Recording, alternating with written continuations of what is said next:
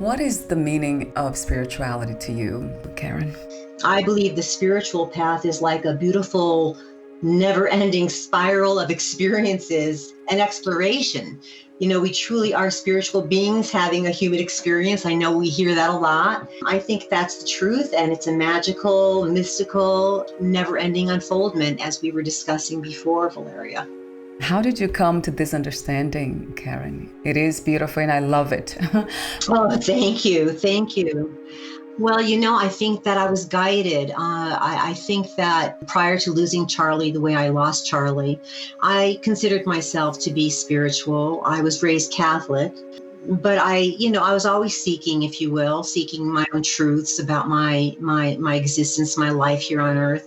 But it was when he passed, it was the catalyst, if you will, into a deeper spiritual journey for me. And I think that it also is a matter for me of survival, Valeria. When you are in that shocked mode, that trauma mode, it does open your heart up. And I was just this empty vessel, and I needed to be filled. And I filled it up with a lot of books, a lot of spiritual, metaphysical modality, spiritual books, other people's words. And it formed my ideology, my beliefs. It really punctuated what I had kind of felt before this traumatic event happened to me. Healing. What is healing to you, one? And then is there such a thing as being healed? I think of healing as an ongoing process. I think healed, when I think of being healed, I think of it as external physical wounds where perhaps the scars can be, healed over. But I think that if we're talking about the wounding of the soul or the heart, that healing is something that is ongoing, that is, a never-ending process, because so much comes into our lives vis-a-vis experiences, however we label them, good or bad, that need to be tended to on the heart level where the healing takes place. And that is a never-ending process of life. Talk to me about the inspiration and also the intention of writing your book, Love, Loss, Light, Illuminating the Path Through Grief. I had read so many other, right after he passed, so many other authors' books, because I just was eating them up, because I needed to know that I was going to survive this ordeal, this tragedy.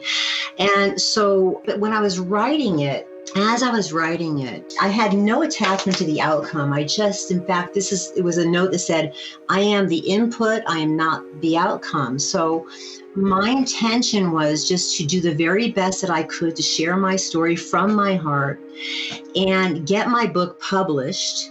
And truly, the intention that I had and still have was, if I can help but one person through my the sharing of my story, as they take their own unique path through their grief and loss, then my work on this planet is done. And that truly is the way I feel. So, I was guided to write it in a very beautiful way. I wrote my story. I'm pleased that I did.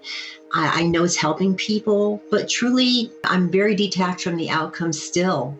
Yeah, how wonderful. Wow.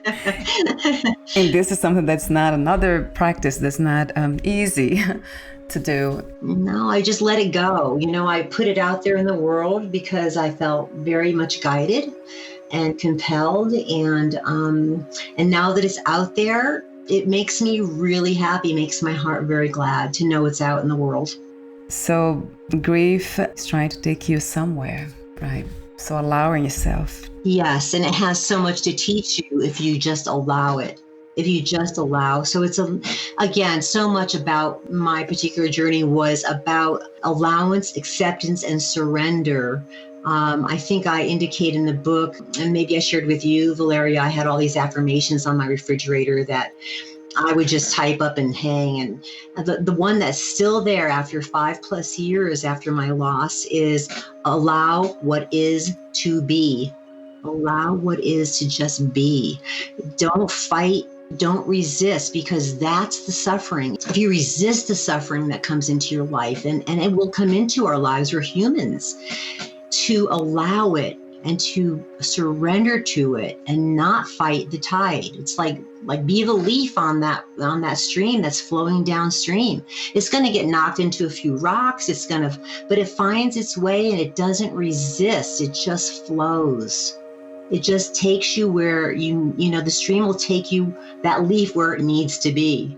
That's my best advice. I love that. What a profound message for all of us. And a reminder.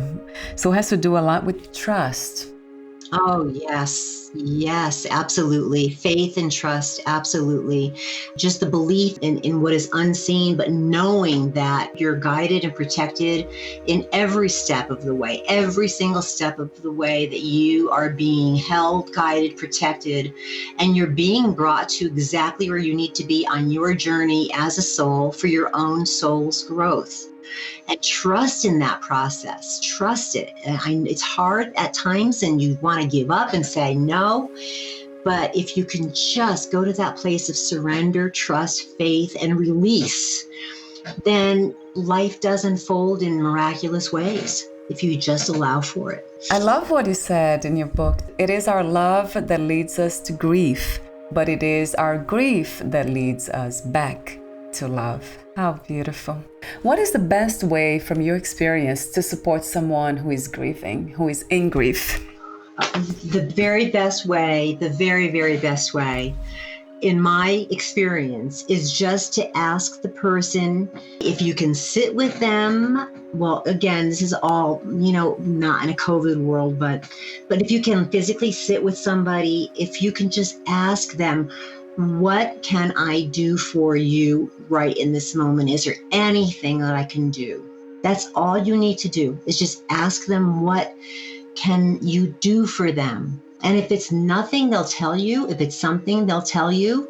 If they want you to go away, they'll tell you. But the best thing you can do is just be present for them every step of the way. If they want to call you at 3 a.m, I'm here for you. However I can be present for you during this time, I'm here.